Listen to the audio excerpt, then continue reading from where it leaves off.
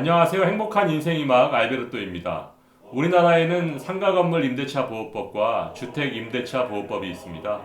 임대차와 관련된 대표적인 특별법이죠. 지난 시간까지는 주택의 임대차 보호법과 묵시적 갱신에 대해서 설명드렸는데요.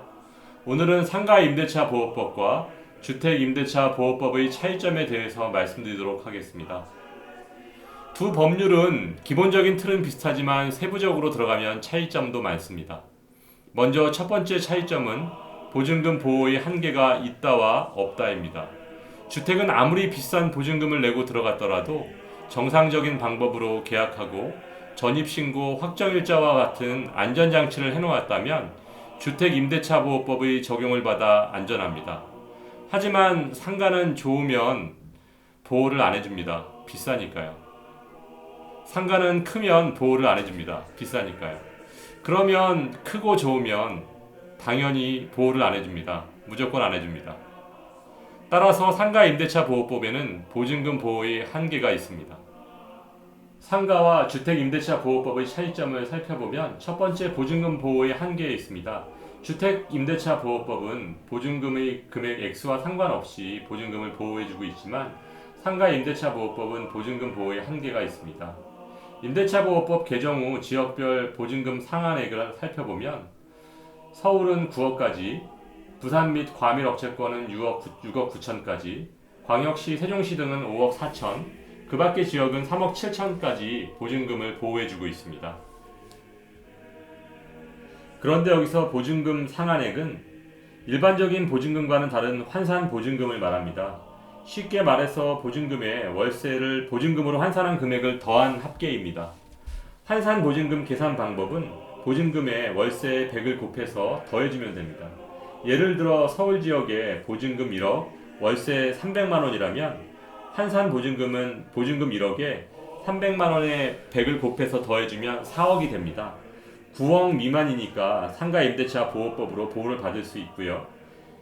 두 번째 예를 보면 서울 지역에 보증금 5억, 월세 500만 원이라면 환산 보증금은 5억에 월세 500만 원에 100을 곱해서 더하게 되면 10억이 됩니다. 9억을 초과하게 되니까 상가 임대차 보호법으로 보호를 받을 수 없습니다. 두 번째 차이점은 대항력과 우선 변제권에 있습니다. 대항력이란 집이나 상가의 주인이 바뀌더라도 임대차 기간 중에는 임차인이 그 집이나 상가에 계속해서 살 수 있고 영업할 수 있도록 하는 법적인 힘입니다. 또한 우선 변제권은 건물이 경매에 넘어갔을 때 자신의 보증금을 우선해서 변제받을 수 있는 권리입니다. 먼저 대항력은 상가는 사업자 등록증을 세무서에서 내면 되고요. 주택은 전입신고를 주민센터에서 하는 순간 대항력이 발생하게 됩니다. 우선 변제권은 상가는 확정일자를 세무서에서, 주택은 확정일자를 주민센터에서 받으시면 우선 변제권이 발생하게 됩니다.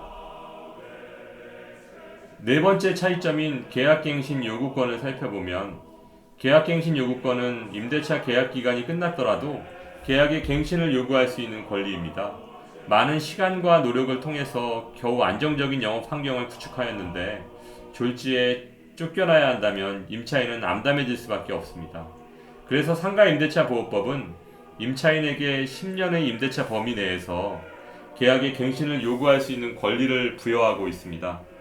원래 기간은 5년이었는데 2018년 10월 16일 법이 개정되면서 그날 이후 최초로 체결되거나 갱신되는 임대차 계약부터는 임차인이 10년 기간 내라면 임대인에게 계약 갱신을 요구할 수 있습니다.